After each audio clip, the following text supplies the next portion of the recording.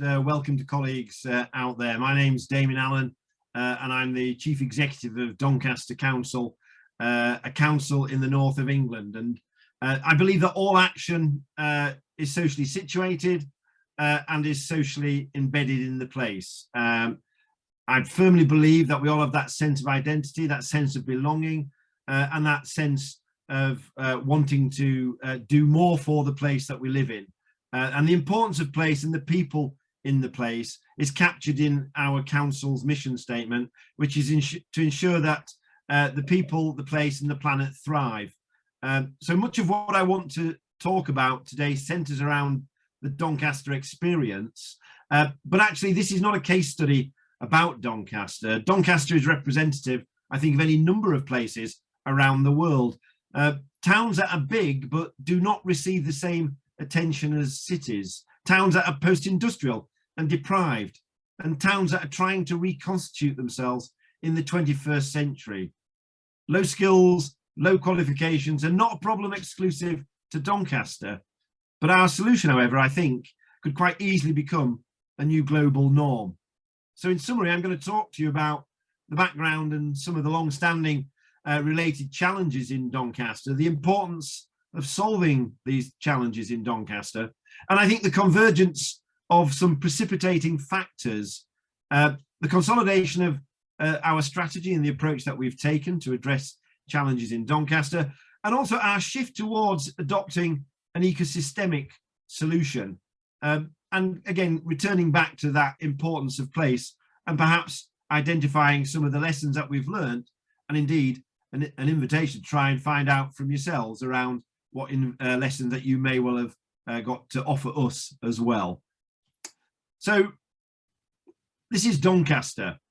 To set the scene, there's a few words that I want to just say about the place that I'm very proud to represent. The population is growing, but it's also aging. The area has evolved as a major industrial centre in the 19th century, and it specialised in a wide range of light and heavy industries, including the manufacture of locomotive and carriage works, textiles, glass and iron production. And the borough's engineering works produced some of the great icons of the Industrial Revolution. The Great Northern Railway, for instance, opened in 1849 and turned Doncaster into an industrial centre of national importance in Great Britain. And in the early 1900s, Doncaster became a national centre for coal mining, resulting in further population growth and inward migration. And the coal industry was historically the largest employer in the borough, but its decline and the closure of many pits during the 1980s gave rise to a long period of low economic growth and high unemployment. And most mining areas have not fully recovered from those closures, even to this day. So it's really important in the context of this lecture to understand that we believe that there are key ways in which we can bring about the regeneration of the borough, and skills are part of the innovative solution to that challenge. And if we look in recent decades, the job market has seen a number of changes. And some of those are seen in this slide here. We've seen encouraging increases in a more resilient, high-paid professional, technical, information and communication occupations. And although this rise is quite low compared to the national increases, it collectively now makes up 27% of Doncaster's workforce.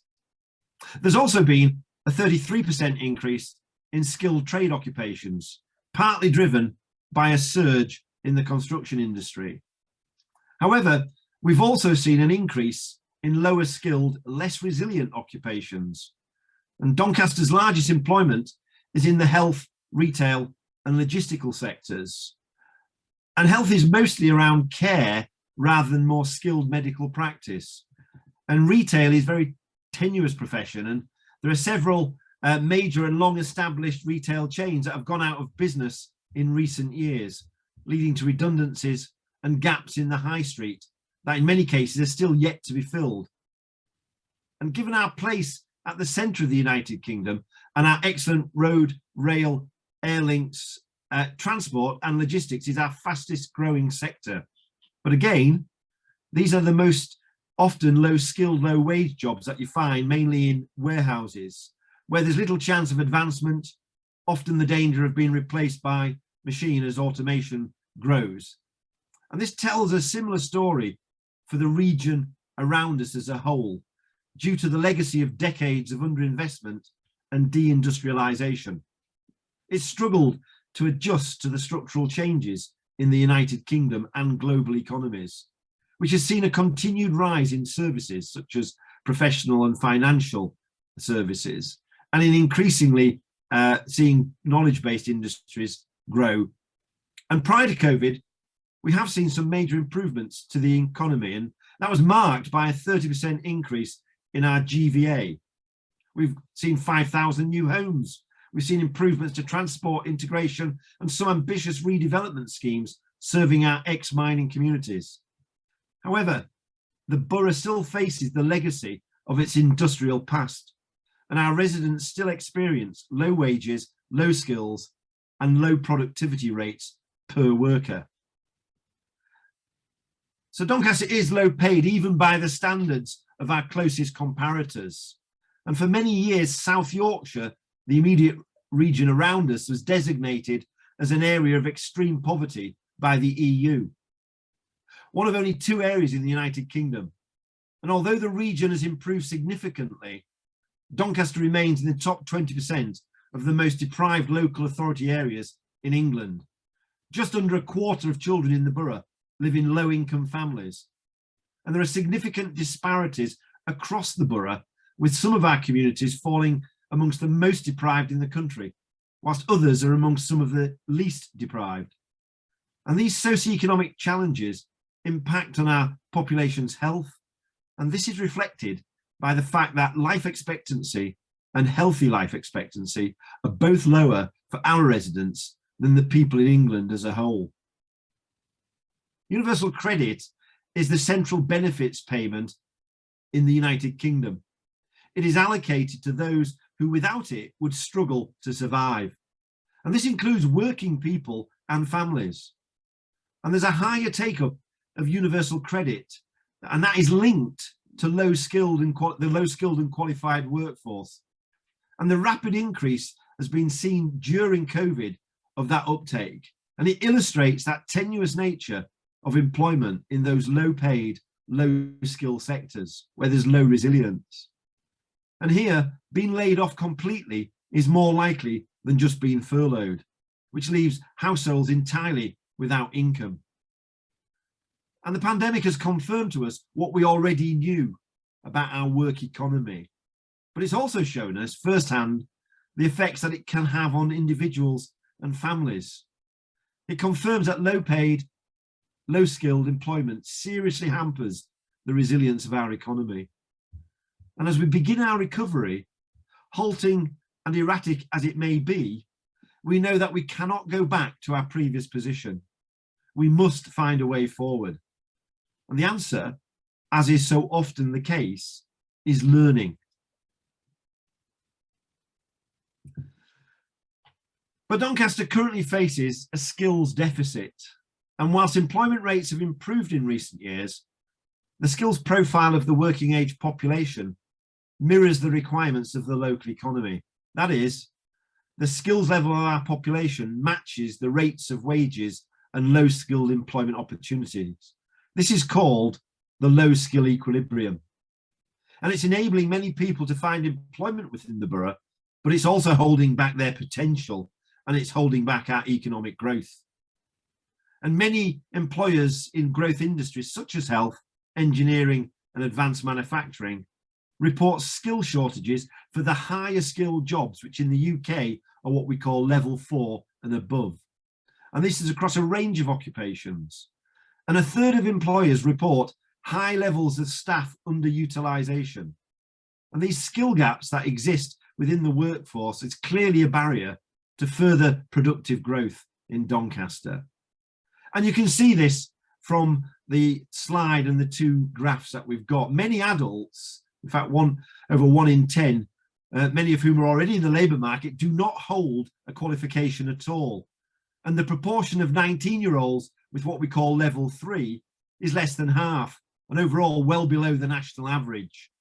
And this is a great disadvantage, particularly with only 1 in 4 gaining level 3 by the age of 19. So the proportion of the working population as a whole with either level 3 or level 4 qualifications is well below the national average. And that gap is widening. And you can see this in the second graph. As individuals progress over time, the gap between the national average and Doncaster's average by the time you get to level 3 at 19 is 13.3%. So we must improve local skills and qualifications to attract more productive and higher skilled industries. For us, it's an investment in the future, but it comes without guarantees. Without those industries, we might just be providing a skilled and qualified workforce that will leave us to work elsewhere. And I've mentioned before that Doncaster consists of a number of distinct communities, each with their own profile and needs for development. And these also reflect a number of significant education and skill disparities as well. And this has implications for us as we aim to deliver services into the future.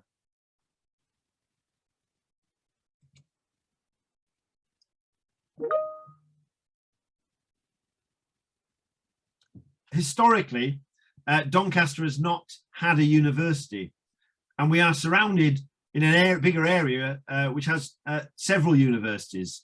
Many of those are fairly well established and prestigious in their reputation. But just as Doncaster is a place of places, our higher education is a hybrid offer, a school of schools, if you like, or a university of universities. We lose too many of our young people to other areas, and we understand why, but we want this to change. In our future, leaving Doncaster to further your education or employment prospects must become a choice rather than a necessity. Doncaster is actually a pretty great place to live. It has lots going for it that the stats are unable to show. And if our young people can learn here, then progress to well-paid and highly skilled jobs that are fulfilling here, we'll be happy. And it also follows that we'll also welcome more people to Doncaster, preferably to live and work, as our offer is seen as much more fully rounded and attractive. And perhaps more importantly for our residents, it provides all that they need in terms of education without having to leave their home borough, making it affordable and achievable to all. But despite these challenges, we've been making great strides since I took over in my previous job as the Director of Children's Services in 2015. We sought the advice of an external commission of experts to come into the borough and to look at what it is we needed to do to be fit for the future.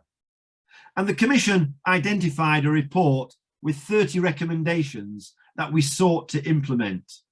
And more than most commissions that do similar roles, they came back 2 years later in 2018 to identify how much progress we had made. And they told us that we had moved away from tinkering around the edges to being able to look at whole system improvement, and that they could see a virtuous circle of improvement, in that they noted an increase in both the pace of progress and the ambition to improve outcomes for all learners. So within the formal education system, we were starting to see improvements, greater collaboration, greater qualifications, and a greater ambition to want to see learning progress to more jobs and better skilled workforce. And in addition, we'd added to our offer enormously in a way that not only impacts on education, but the skills that were needed, indeed the well-being of individuals, families, and the community at large. And this offer didn't just include brand new shiny buildings, but shiny new concepts, new ways of doing things, all designed to build on a solid start from the early years of each child. Good example of this was our University Technical College, for example, that takes 13-year-olds from each of the secondary schools around the borough and gives them a comprehensive education with a strong science, technology, engineering and maths focus. The next generation of engineers and technicians will emerge from here, and they will work closely with employers to ensure their pupils can advance to employment when they leave school. It only opened last year, and it's already so popular, it's going to have to further expand. So education is vital, but careers advice and guidance is equally important, particularly for those people who are unable or unwilling to progress to further or higher education. And in terms of lifelong learning, these links are paramount. We want our residents to know that they are able to change their own prospects through opportunity, some of it academic, some of it vocational, and some of it a mix of the two.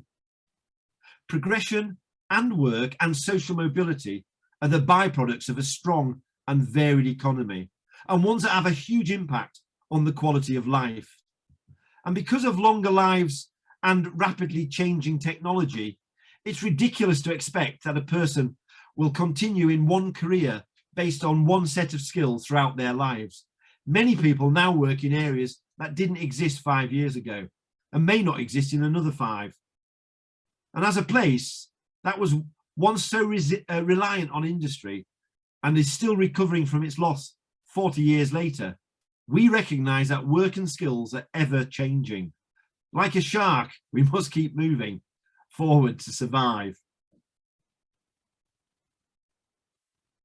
There are some key principles for me, and the answer is a place-based system that is accessible to all and meets the needs of a growing economy.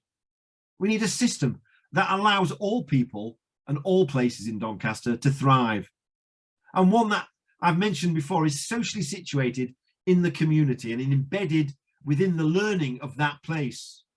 And for that, the system recognises some key challenges. Traditional higher education doesn't suit everyone, and the exodus of young people needs to be reversed, and that the difficulties that communities have needs to be recognised in terms of accessing learning provision. So we're making great progress in joining up our learning assets into a network of learning, particularly with the post-16 offer and the post-16 providers. So we've created a partnership with those institutions such as the Doncaster Teaching Hospital, Doncaster College, the National College for Advanced Transport and Infrastructure, to establish something called the Doncaster University City. And it has a joint prospectus with 4 centres of excellence. It's not just about collaboration either. We need to be agile enough as a collective to orchestrate a hybrid learning offer with a more balanced approach to skills and academic accreditation to support the principles of a whole person, whole place approach. But looking globally, there are also a number of converging factors, some of which are specific to us, but many are being felt the world over. COVID has not only challenged us as individuals, but made us reassess the institutions and organisations we work for and with. It challenges the status quo. The systems have evolved to suit a pandemic-free world. But COVID has shown us there are other ways of doing things, and out of dreadful necessity, we've all changed. The question is now, what has it taught us? What elements do we want to return to, and what can we expand? What is the normal we're all wishing to return to? And for me, and us here in Doncaster, we see this as an opportunity to do things.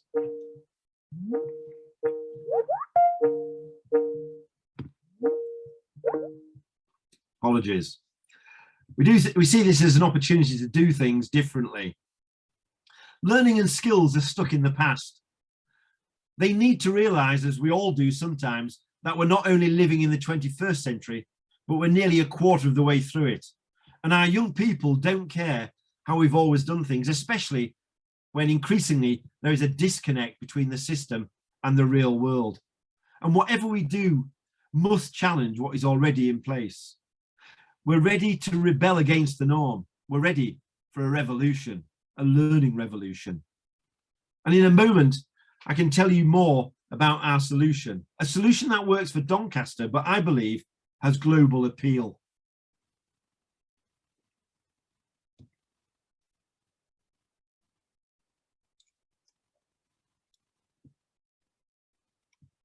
So I want to talk a little bit about how the whole place of Doncaster sees its future over the next 10 years. Doncaster has a directly elected mayor, Ros Jones, and she was re-elected for a third term in 2021. And following that re-election, she launched in September 2021 a new borough strategy called Doncaster Delivering Together. It's a 10-year borough strategy for the whole of Doncaster, what we call Team Doncaster, all sectors that contribute to the borough. The strategy recognises the need to expand upon the success of our previous strategies, but it also asks us to reflect increasingly around the urgency to tackle some of the widening inequalities, as well as the climate and biodiversity crisis.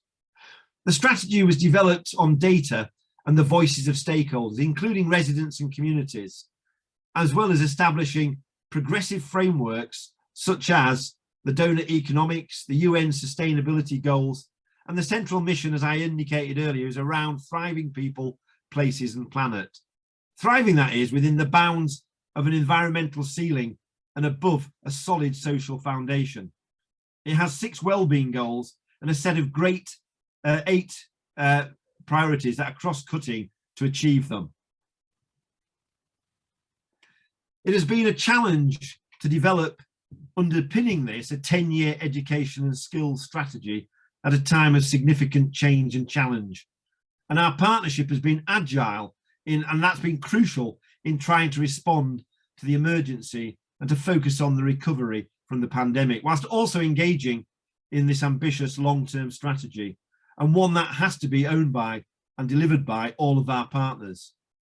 The development of an education and skills strategy to underpin the well-being of the borough strategy has taken 18 months to develop, and it has been based on extensive partner and key stakeholder engagement and involvement, as well as establishing a collectively agreed baseline.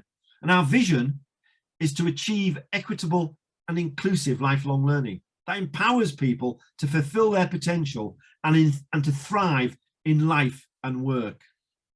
And to develop this vision, we've come up with 5 priorities that span the life stages of learning, from early years to adult lifelong learning and reskilling. Each of the priorities has 3 key aims, which unpack what is needed to be improved over the next 10 years. Priority 1, the best start, covers the ages of 0 to 8 years and is about improving readiness to learn and to build strong foundations through high quality early years and multi-agency working. It's also about promoting family and community learning, including better parental engagement. Priority 2, accelerating achievement. It spans the secondary school years and looks to establish an effective curriculum and approach to teaching and learning that develops the whole person as well as raising achievement. And it's also about developing and nurturing outstanding educational workforces.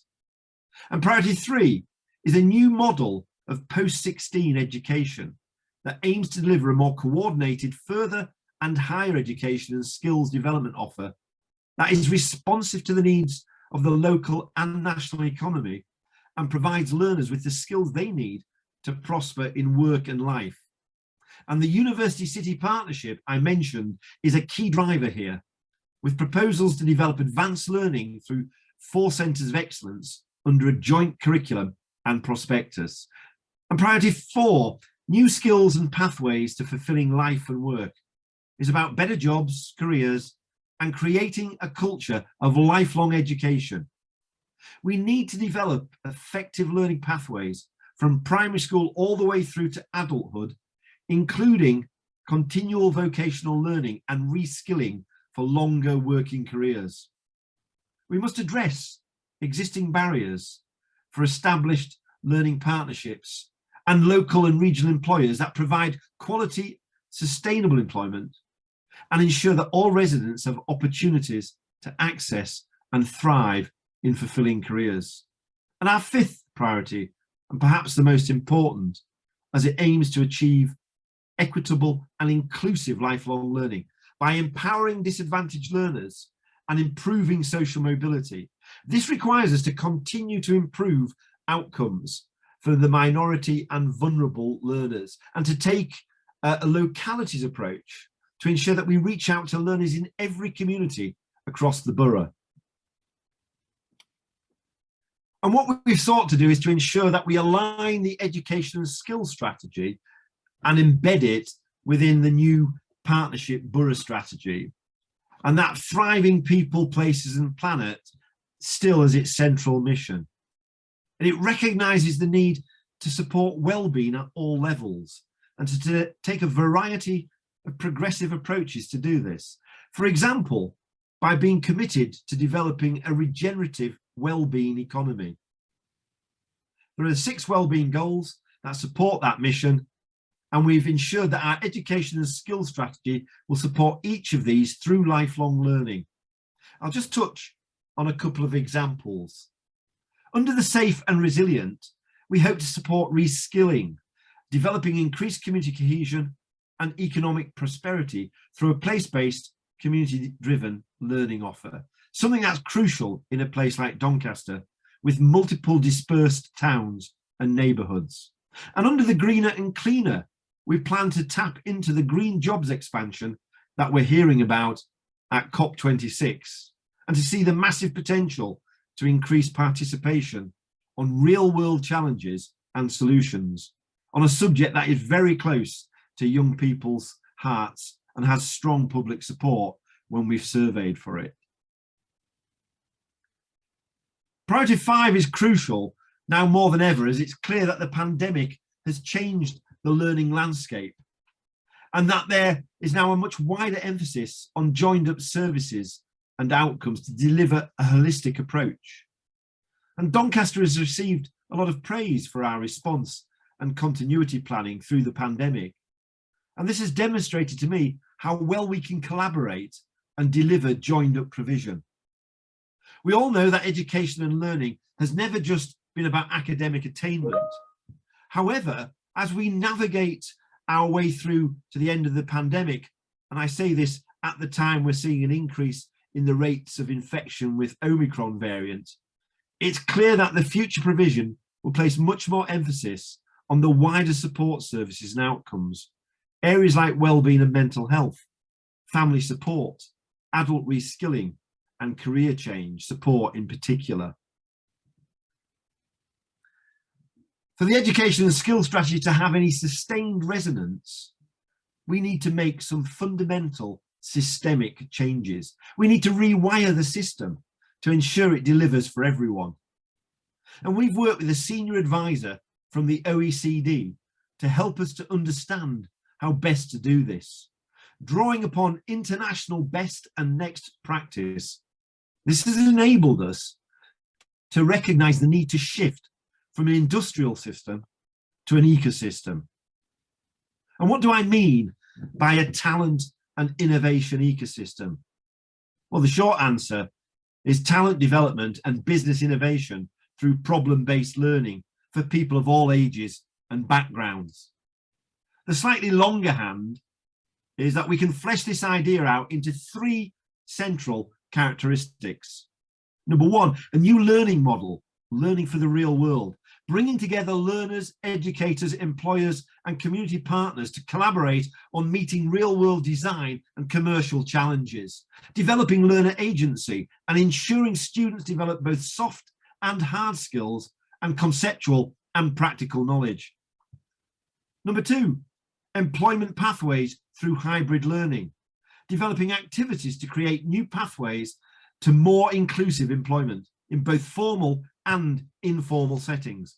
And number 3, a model for orchestration. The talent and innovation ecosystem won't just emerge organically. It must have a partnership collaboration which orchestrates it. And in addition, cross-cutting themes that include place-based curriculum and credentialing, a programming of engagement for lifelong learning, and the development of new learning spaces.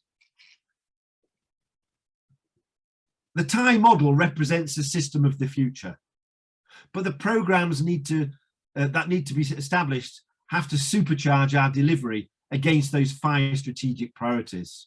We need to support learners to develop essential life skills, such as collaboration, resilience and empathy, whilst ensuring that both children and their parents have the best possible start. By motivating and engaging young people, by giving them the opportunity to apply their knowledge to complex challenges in a way that accelerates their achievement. Number 3, developing a new model of post-16 education by giving learners opportunities to demonstrate their value to employers and increasing the supply of internships, placements, apprenticeships, etc. And number 4, creating opportunities for residents to learn new skills in formal and informal settings and designing integrated pathways from all forms of learning to fulfilling employment. And finally, 5, achieving equality through an inclusive and equitable learning, and by creating and highlighting a multitude of academic, vocational, traditional and non-traditional learning opportunities for all needs. I want to briefly return to the University City theme, and I wanted to say something about our centres of excellence that I mentioned in passing. These are the key areas where we are either strong or wish to be stronger in terms of sectoral growth across our economy. And between them, we think they cover the key opportunities that we want our residents to have in terms of skills and fulfilling well-paid work.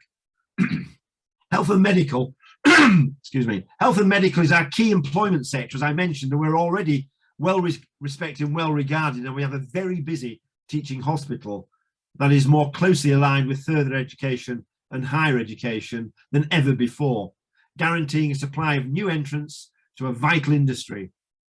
This doesn't just mean entry-level workers. There is scope for any number of specialist careers, including medical, technical, and indeed pre-med for aspirant doctors. Engineering built Doncaster, and our new University Technical College and National College for Advanced Transport and Infrastructure keeps up this tradition, but brings it into the 21st century and beyond. These are currently preparing our young people for careers in STEM jobs. And as the UTC from the age of 13 has shown, it has enormous potential for all age learning. And the National College for Advanced Transport and Infrastructure is already a key player in terms of reskilling and upgrading courses within the UK rail industry. And we're also seeing a very positive upward trend in terms of gender balance, particularly at the University Technical College, where girls are no longer the exception rather than the norm. Creative and digital has traditionally been a gap, but is beginning to emerge. We have a digital effects company that has links to Warner Brothers, a games testing facility, and things that, if things work out from the end of next year, a film studio supplying the likes of Amazon, Netflix and Disney with new TV and film streaming content. Green tech is aspirant, although we are starting to see some developments. Key to this will be a community renewal fund, which will fund feasibility studies around how we make Doncaster greener. And we'll be working with a company to establish a firm response to these findings shortly. And at a recent event, it was mentioned to us that our proposed learning and skills model is so innovative that perhaps we should add education itself as a 5th centre of excellence. And we're seriously considering this.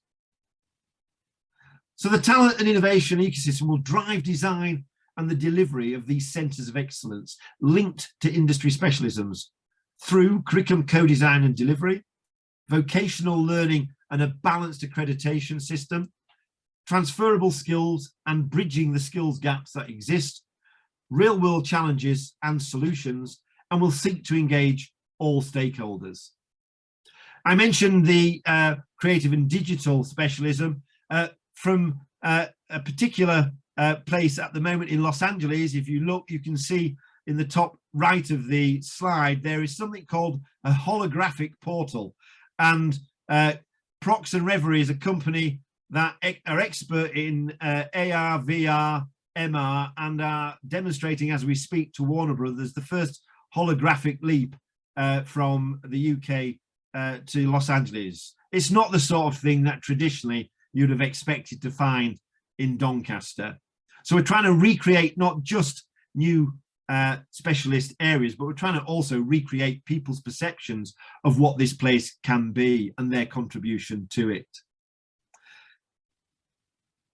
So how do you build an ecosystem? Ecosystems are deeply rooted in the place. They're centered around a set of identified key industry specialisms, and they're harnessing the strengths of our local assets.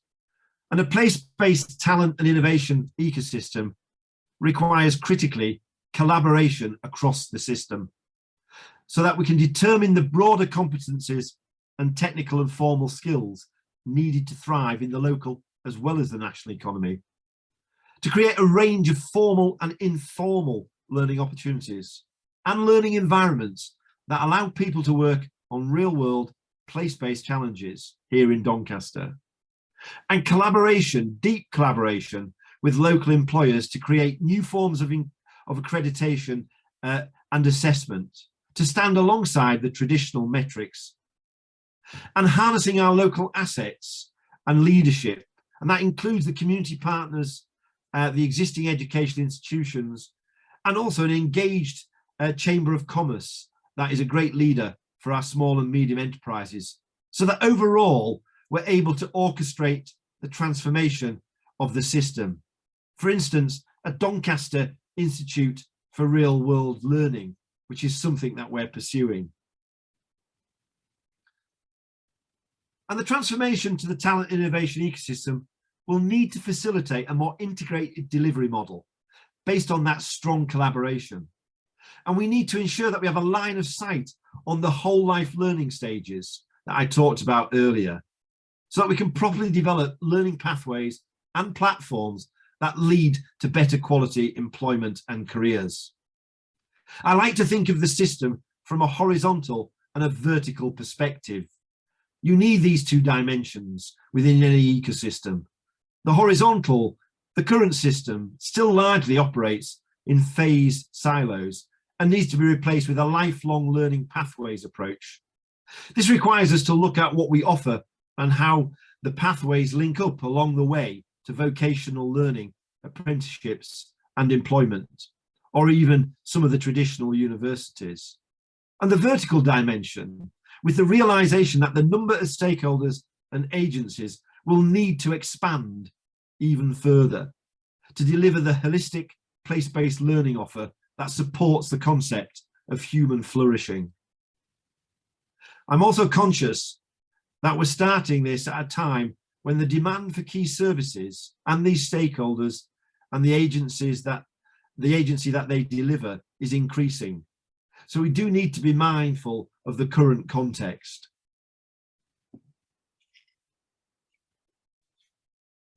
Recently, we became the first place in the United Kingdom to host the Global Education Leaders Partnership Convention. And these discussions have been progressing ever since, and it was only last month. And what's becoming very clear to us is the clear economic imperative for our learning ecosystem. And in order to address our low skills equilibrium, to build personal, social and economic resilience, as well as to improve productivity, we need to supercharge the supply of skills or talent, as I've mentioned. And this will include supporting business innovation. It does demand, however, structural change. And this economic imperative is time sensitive. All workers will increasingly need to be self-motivated and empowered to take personal responsibility to retrain and train through their working lives if they're going to compete in a global skills market. And these structural changes must be hand in glove with the economic actors through the design of those new learning pathways, curricula, assessment, etc. But something that our good friend, Professor Pavel Lushka, has helped us focus on more is also taking a wider social and existential view of the imperatives that are out there, which is the well-being of our society depends increasingly on people's capacity to take collective action. Society faces a number of wicked problems, which if not addressed now will have catastrophic consequences for the next century. And many of these cannot be tackled within the bounds of the existing tools and power structures. They require collective and public action. And certainly one of the things that we're looking to is, following on from the pandemic and also the climate change and biodiversity crisis, is to a fairer, more wealth distributed and less impactful future. And the TIE has the potential, we believe, to support this learning and economic outcomes, but it needs to be appropriately layered so that we can see the gearing that we need to put into place to address those long-term challenges beyond just serving the needs of the existing economy. It can do so through what we think is a future-fit regenerative learning gearing towards addressing these challenges through reskilling, upskilling, and modelling the future we want to see through championing problem-based learning. And our lifelong learning plans are also infecting the system more broadly. For example, we're in the process of developing an economic strategy, a strategy that is an inclusive and regenerative economy strategy that recognises that regeneration is not just about the circulation of resources and economic capital, but in its broadest form, it represents a shift towards the regeneration of all kinds of capital, natural, human, social, and political, and a redefining of human relationships with each other, with the planet, and with our conception of what counts for economic progress. We've been inspired by the discussions that we've had with Pavel about a protopia, a lively work that's in progress about where we want to proactively face our issues, and how the lab of labs, it's a concept he's shared with us, might offer the opportunity, in fact, to be based here in Doncaster as a place that provides permission and the conditions to investigate and to innovate. And we're starting to think about how to develop the links between our innovation clusters so that they can each complement each other. So through all of this, what I'm saying is that there is a golden thread between the new regenerative strategy for economy and our plans for lifelong learning. It's twofold. It's about defining the purpose of what we learn for work and work for, and what we live for, a thriving society and planet. And fundamentally, it's about cultivating the skills that will serve this purpose. And this draws on the mission economy moonshot approach. And there's no better way, I believe, in seeking to aspire if beforehand you've got to ensure that you inspire that mission. And that brings me on to my concluding comments. We're making good progress in Doncaster, and we've been embarking on this endeavour, and we've learned, I think, some key lessons. And these acknowledge that we can't turn the tanker this size all at once. We can't do it even though there's expedient need to do it. We do need to attempt as much as we can to turn that tanker. And I think we've started that process. And we've done it by building and investing in relational capital, which is crucial, to shifting the interpersonal dynamic from a transactional one to a relational one. We recognise that as we leverage the points in the system over which we have influence, we start to see a shift. And we need a series of small bets as well as the big bets. And we are betting on a long-term vision. But our lesson that we've learned from Remake Learning colleagues in Pittsburgh in the US is it's better to have the cumulative power of a series of small bets than to put all of your eggs in the one big bet, if I can mix my metaphors. And to be clear, we certainly don't think we've had all of the answers or got all of the answers, but underpinning our practice as we continue to shape and implement our plans is a keen desire to continuously look to the international community to ask where else tells a similar story, and what works and what doesn't work, and how can we build more of a community in that intentional network with others who share our passion. Thank you.